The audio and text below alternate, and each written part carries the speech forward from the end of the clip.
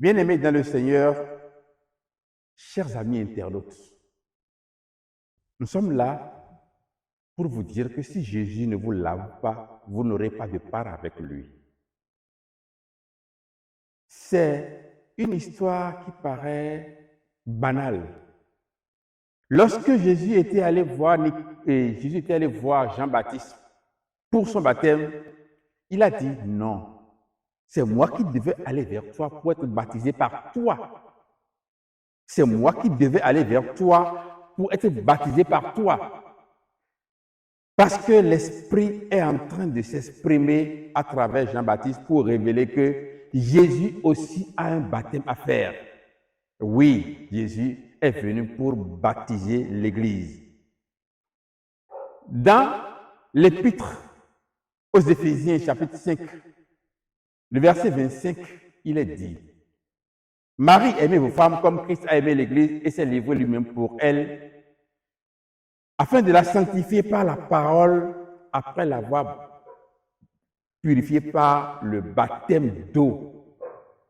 Oui, Christ, qui est utilisé comme image à l'endroit de Marie, a sanctifié l'Église par la parole, après l'avoir purifiée par le baptême d'eau. Donc, il a un baptême à te faire. Je sais que tu connais le baptême de Jean-Baptiste, tu connais le baptême d'eau, tu connais beaucoup d'autres choses déjà. Mais Jésus, lorsqu'il est allé vers Jean-Baptiste, il a dit, c'est moi qui devais venir vers toi pour être baptisé par toi. Et c'est pourquoi dans l'évangile selon Jean chapitre 13, je crois le verset 8, Jésus lavait le pied de ses apôtres. Tout le monde regarde le lavement de pieds. Mais il a dit quelque chose là de précis. Quand Pierre lui a dit, non, tu ne me laveras pas les pieds, il lui a répondu, si je ne te lave pas, tu n'auras aucune part avec moi. Si je ne te lave, tu n'auras aucune part avec moi. Si Jésus ne te lave pas, tu n'auras pas de part avec lui. Jean 13, verset 8. Et c'est pour cela que cette parole s'adresse également à nous, maintenant et aujourd'hui. Jésus a un baptême à te faire, qui n'est pas le baptême que quelqu'un t'a fait dans de l'eau de Jourdain ou peut-être dans un fleuve, ou dans un baptistère, une piscine quelque part. Non, ce n'est pas ça. Bien que ces hommes-là soient déjà sur la terre, au temps où Jean-Baptiste était en train de faire son baptême, Jésus lui-même, il a dit, si moi je ne te lave, tu n'auras aucune part avec moi. En quoi consiste son baptême?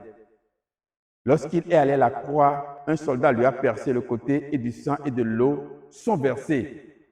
Dieu a pris ce sang pour nettoyer les péchés que vous aviez commis depuis votre existence. Les péchés originels et puis les péchés de la famille, etc., etc. Tout cela, Dieu les a purifiés pour nous donner un nouveau départ, une nouvelle vie. C'est-à-dire, désormais, nous devons arrêter de vivre dans la débauche.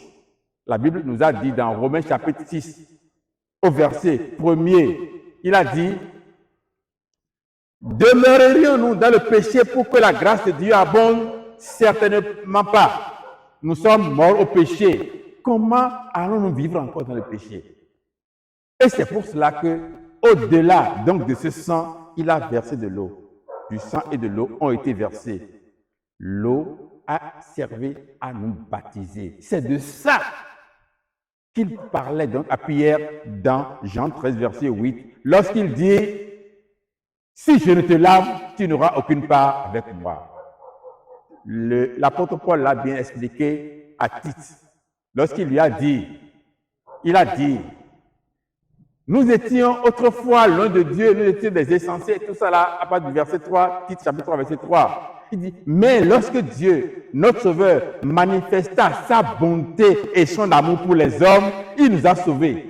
Non point parce que nous aurions accompli des actions justes, mais selon sa miséricorde, par le baptême de la régénération. Celui qui, par le baptême de la régénération, j'ai dit, donc celui qui nous a sauvés c'est lui qui nous a baptisés. Et c'est de ça que Jésus a parlé à Pierre en disant, si je ne te lave, tu n'auras aucune part avec moi. Il est temps que chacun de nous saisisse sa part aujourd'hui. L'Éternel Dieu vous expliquera davantage ce message-là. Et que Dieu vous bénisse. Amen.